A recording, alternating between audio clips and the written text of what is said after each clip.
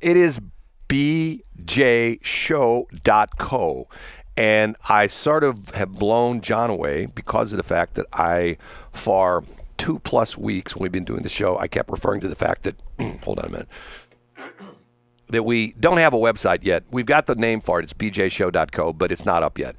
Guess what, John? It's up. It's up, and it's fantastic. To quote Seinfeld in an episode that's PG-13, it's real and it's spectacular. I don't know about that. There's still got a ways to go, but you can go to the show. There's a daily recap of what we do. There's the blog site where essentially what it is it's you can blog on that. Right now, the blog is nothing but a daily recap of each of the show. Each of the shows is put up there in 3 segments, and if you notice, I haven't done this up until the very last post. If you go to the very last post that's up there for the show, I break it down by segments. In other words, when you go to that post, it'll say segment A is talking about this, segment B is talking about this, segment C is talking about this, and then each of the 3 podcast segments are there, segment A, B, C. Anyway, it's all there. Now, something else. And if you will indulge me for 1 minute. Sure. Brett, I'll always indulge you. Here's something else I've been working on, and I'm going to see if this works. And what's crazy about it is there's going to be a problem here that you're not going to be able to necessarily hear who I'm calling, and we've still got some technical issues with that, which I'm working on. But in the studio I'm at right now, for a long time, I did not have the ability to make a phone call. We couldn't put a guest on the phone, and now I do. So what I'm going to do is, once again, there's going to be a technical issue here where you're not going to be able to necessarily hear it, but I'm going to place a call here, and we're going to see if this person answers, and if they do answer, you're going to be amazed at who I just called and who answered the phone. Okay, so let me see if this is going to work. So the phone is going to ring on the air. Oh, yeah, there it is. It's ringing on the air. Can you hear that at all? You can't hear that, can you? Very faintly. Okay. There's 2 rings. Normally when I... Hello, this is Mark McCloskey. I'm not available on the phone right now. Please leave your name, telephone number, and message, and I'll get back to you shortly. Thank you. At the tone, please record your message. At the end of your message, press 1. Mark, I wanted to wish you a belated 67th birthday. We did not get your message, either because you were... Okay, I know what the problem with that is. And somebody texted me. As I calling him, he texted me, "Can you call back later?" This guy is amazing. Mark McCloskey, I take it. Yes. How many politicians can you call? The running joke that when we used to call him all the time when I was on with the Shelley with BS Show, I think we called him 6 times, and 5 times he answered. I mean, literally. That's incredible. Answered. Now, also, that shows Mark's age, because I don't think anybody under the age of 50 actually answers their phone. Oh, that's not true. You don't well, answer. I don't know, Brad. I wouldn't answer my phone if... Can I tell you something? Sure. Can I tell you something? There's a guy, I can't remember the guy's name. He just sold out to the i3 broadband companies. And he ran for years and years and years and years. He ran a company called Big River Telephone Company. Okay, you familiar with Big River? They're primarily not really. They were primarily down in the Cape Girardeau area. They started out in the Cape Girardeau area, essentially providing a telephone service. They were an alternative to AT&T or whoever the local Bell company was at the time. Okay. And they grew and grew and grew. I see if I can find his name. So you're saying he answered his phone? Well, what was interesting about it was.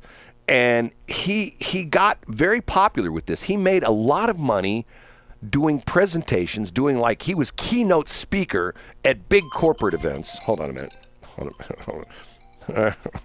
on a minute. Here he's calling back. Hey, Mark, hold on a minute. Don't go away. I got to plug something in here. Don't go away. Okay, hold on. Is he still there? Okay, Mark, you hear me okay? Hey, Mark, do you hear me? It's not going to work now. Darn it. Let me do it one more time. Mark, you hear me? He doesn't hear me. Okay, here, let me call him back. I'm getting off the radio in 1 minute. Call back. He's texting me. Okay, let me try and call him again. I'm going to see if this is going to work. Hi, Brad. Do you hear me okay? Are you there? Yeah, do you hear me okay? Hey, Mark, do you hear me okay? I can now, yeah. You know what? This isn't going to work. Okay, I'm in a new studio, and I'm on with Hey John. there. Yeah, hold on a minute. I'll tell you what, Mark. I'll call you back a little later when I'm off the air. Okay? Hello? It's not. Well, all my engineering work was for naught. Hey, we'll get it. We'll get it. It'll be in the next thing that Egbert funds. Yeah, we'll get that be fixed. tightening that up. Anyway, it's frustrating. I work on that, and it didn't work like I wanted it to. Hey, you got to ask him why he's hanging out with George Santos. You know, he wants everybody to know. He's posting about it. He wouldn't post about it if he didn't want everybody to know that he was pals with George Santos. That's so weird, isn't it? Did you hear the thing with George Santos and Cameo? You know this? You know what Cameo is? Oh yeah, they had this. Tell the story. This is a great story. Hey, hold on a minute. Let me just. Hey, Mark, I'm on the air right now. I was calling you because we're in a new studio and I was trying out something new and I want to get you on the air, but I can't get you on the air. So let me call you back after I get off the air and I'll tell you what we're talking about. Okay? Okay, great. Okay. Bye. See, that guy calls me back. Isn't that amazing? There you go. Well, why wouldn't he, Brad? How many St. Louis Radio Hall of Famers does he have calling him every day? I wish that was true of all the people I call because most people don't call back. Okay, let me go back to the deal with the Big River Telephone Company guy. Let me see if I can even find him. He would go around the country and he would speak to corporations. And he would talk about this was his line. He said, "Have you ever called your own company?" And the idea being is, as a consumer, have you ever called your own 800 number? Have you ever called your customer service number? Have you ever called gone through that whole experience and the frustration and the anger? Yes. And he talked about the fact, and I will tell you this, that, and Shelley and I kid about this all the time. I answer my phone 24 hours a day. I give my cell phone number on the air all the time, 314-280-8880. That is my cell phone number. You can call me. Is that my cell phone number, John? You know my number, It right? is, absolutely is. You can call me anytime, 24 hours a day, 7 days a week. One morning, you know who Ed Golterman is, right? Of course I do. I do. Thanks to you, I do. Yes, one morning at 4 o'clock in the morning, Ed called me. I answered the phone. Woke up out of sleep, answered the phone, and he says, "Well, I hear you talk about you answer your phone all the time. I wondered if you did." Because of the fact, and this goes back to this guy, I kind of find his name, and let me see if I can just find him under Big River. He says that when you answer the phone, why would you not want to answer the phone and talk to somebody who wants to do business with you? And there was an interesting story that Big River. No, it's not in here. I can't remember his name. I'll look at it and find it tomorrow. Oh no, here it is. Here it is. Kevin Cantwell.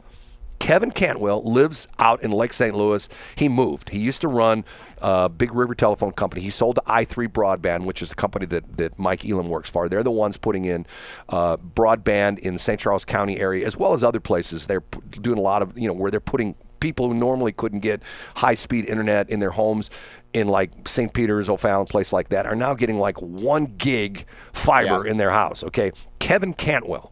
And he talked about the fact that you answer the phone, people talk to you. And what's so frustrating to me is, hold on, I got to clear my throat again. There are so many times in the course of a day when I go to a company's website, hold on a minute. Having throat problems here this morning. So many times during the course of a day when I go on a website to do business with a company and I can't talk to anybody. You know what I mean? Yeah. And to the point where me being a web guy, I do a lot of websites. Matter of fact, they're not the best, but they're serviceable. The bjshow.co site I did in a day. I started on Sunday morning and pretty much knocked it out in the entire day on Sunday. Every single page I do has the 2 most important pages, the contact page and the about page. Yeah. And the contact page can be, matter of fact, go click on your contact page. You right there in front of your computer? I am. Okay. I'm right here. I'm clicking on it right now. Read me what it says there, okay? It says email Brad and then call or text Brad. Okay, but there's also a form for people who prefer to just fill out a form. Right, but right at the top, what does it say right below where it says contact? Read that one line there. At the top of the page. I know. I'm scrolling. I'm running a couple things on here. I don't see it. What does it say? Let me go there. Okay, on the contact form it says, come on. Now my computer's not working right. It's going to be one of those days.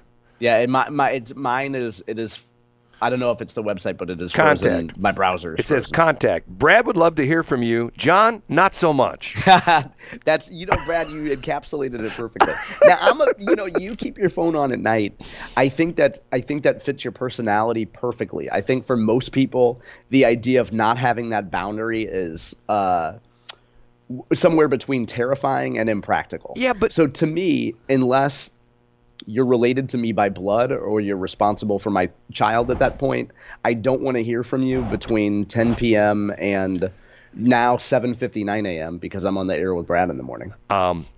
You and I are totally opposite in that respect. I've got 4 kids. 3 of them don't live in the St. Louis area. One of them lives in Florida. One of them lives in Boston, Massachusetts. One of them lives way up north, and only one of them lives here in St. Louis. They can call me, and they know this, anytime, 24 hours a day, 7 days a week. If they're in a problem, they're in a situation at 3 o'clock in the morning, and the phone rings, I will answer the phone. And you can set your iPhone settings so that only they are able to call you. I don't have any of that kind of stuff. I don't block anybody. I don't do any of that kind of stuff. My phone's wide open.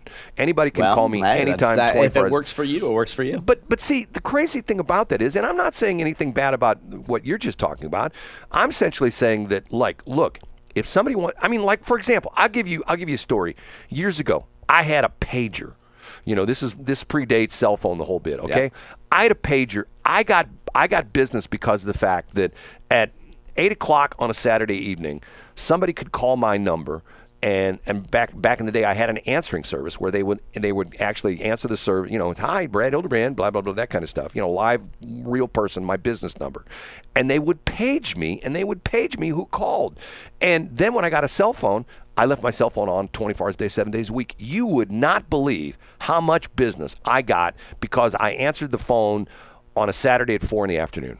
I mean.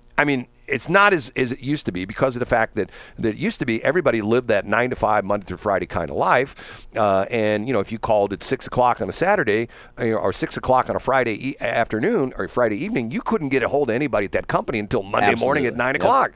And I can tell you, clients. One client that I would tell you right now, over the course of probably doing business with them 10 years, probably close to, I don't know, $70,000, $80,000 I did with that company because on a Saturday afternoon at 3 o'clock, I was not this guy's first choice. He told me up front, I was his 4th choice. I was the only guy that answered the phone. And I think there's a difference, Brad, between business and the fact that you are the HMIC, as you've referred to yourself on your former show. You're the HMIC, and you're directly responsible for everything. Now, I think there's a difference between somebody that is just a W-2 employee at a large corporation. At 4:59, I was done at Bayer. But can I tell you something? Sure. I think that's sad. Yeah. I think it's healthy because I think that I wasn't paid at Bayer to get a random request from a fellow coworker that would like to see a document on Monday. I wasn't paid to do work on the weekends. Okay, let's say for some crazy weird reason, the president of Nicaragua had your phone number and he wanted to do a huge deal with Monsanto. And he's calling all these numbers, and he can't get a hold of anybody's. And he, by chance, stumbles on your number. You got a direct dial number. And at 8 o'clock on a Saturday night, he calls, and he wants to give Monsanto a $20 billion contract to Monsanto. And he calls you. You're going to say, screw him. I'm not talking to him. Yeah, absolutely. And if he was also – first of all, let's be realistic. He's not calling me. And also, if I was able to approve a $20 million deal, then I would be paid to have my phone on at Friday at 5:01. But if I'm working in media, I'm not going to get a call. And also, Brad, we also have to be realistic about it too.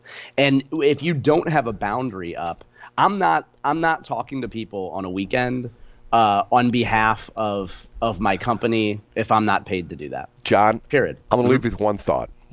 I want you to think about this till tomorrow morning because show's almost over. There's never a traffic jam on the extra mile. Oh, that's good. That's very good. There's never a traffic jam on the extra mile. Hey, and you're also talking to a guy that's woken up every morning at 5 a.m. for 22 years, and done a website for the people of Missouri. So there's boundaries that I have for people that write me a check, and then there's boundaries I have for for people to whom I deliver news every morning. We got to get out of here. bjshow.co. Check it out. 8 o'clock.